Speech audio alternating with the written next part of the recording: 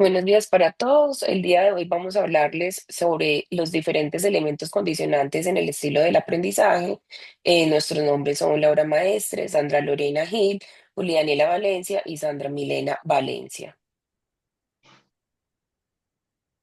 Entonces, es importante tener en cuenta que los estilos de aprendizaje son constructos dinámicos que se desarrollan en el ámbito académico a través de la interacción de diferentes componentes como los cognitivos, contextuales y que están mediados a su vez por diversas variables. Em, en esa medida, entonces, es importante tener en cuenta que estas variables están determinadas por el lenguaje, la personalidad, y el aprendizaje funciona o varía de acuerdo a ello. Con esto, entonces, es importante tener en cuenta que el laboratorio, el aula de clase se convierte en un laboratorio de experiencias, de interacciones que son complejas, donde además el aprendizaje sucede de diversas maneras y que los estilos de aprendizaje de los estudiantes obedecen a diferentes componentes, donde nosotros como docentes tenemos esa función de servir como mediadores pedagógicos en ese aspecto. Buenos días. Hoy quiero compartirles cómo la personalidad de nuestros estudiantes está profundamente relacionada con su forma de aprender. Cada niño tiene rasgos únicos como ser más introvertido o más extrovertido, tener mayor autonomía o distinta motivación. Esto influye cómo participa, cómo se relaciona y cómo enfrenta los errores en el aula. En esta diapositiva vemos los dos tipos y vemos cómo niños pueden participar fácilmente y otros se les dificulta participar. Eh, Esto influye en la relación que tienen ellos dentro del aula. Por eso, como docentes, es importante ofrecer actividades variadas y un acompañamiento cercano que respete esas diferencias. Cuando un estudiante se siente comprendido, su forma de ser se compromete más, aprende mejor y desarrolla su autonomía. Gracias.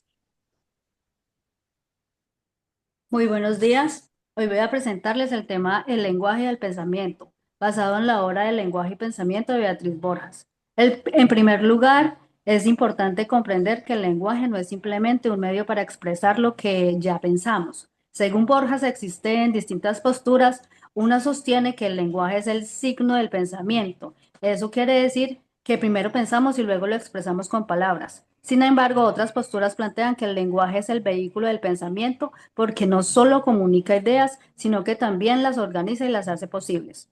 Autores como Piaget consideran que el pensamiento se desarrolla antes del lenguaje, especialmente en sus primeras etapas. En cambio, Vygotsky afirma que el pensamiento y el lenguaje se integran progresivamente y que el lenguaje es interior y cumple una función fundamental en la planificación y regulación de la conducta.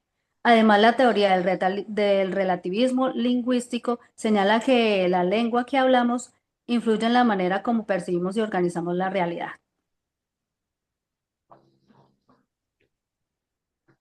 En el apartado de ambiente, queremos presentarles este tema como un constructo complejo que va más allá de simplemente el contexto físico. Como observamos en el collage, hay diferentes dimensiones que integran este apartado desde la docencia universitaria. Tenemos entonces la dimensión sociocultural, política y por supuesto la unión de todas estas a través de la integración e inclusión. Rojas y Sánchez en su texto proponen que se configura el ambiente a partir de tres elementos, los cuales observamos en la triada: las relaciones entre docente, estudiante y, por supuesto, el contexto sociocultural.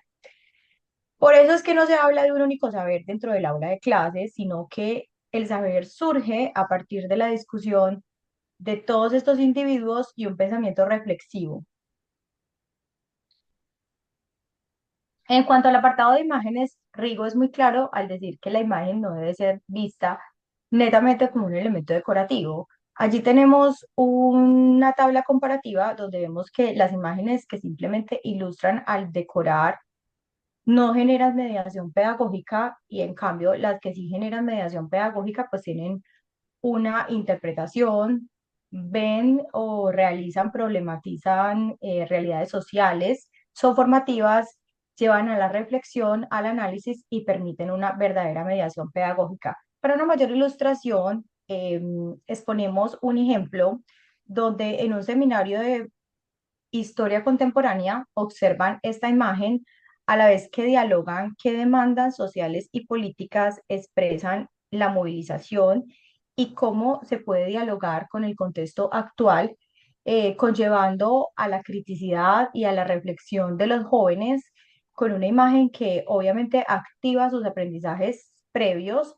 y su reflexión crítica en torno a la protesta social juvenil de las universidades.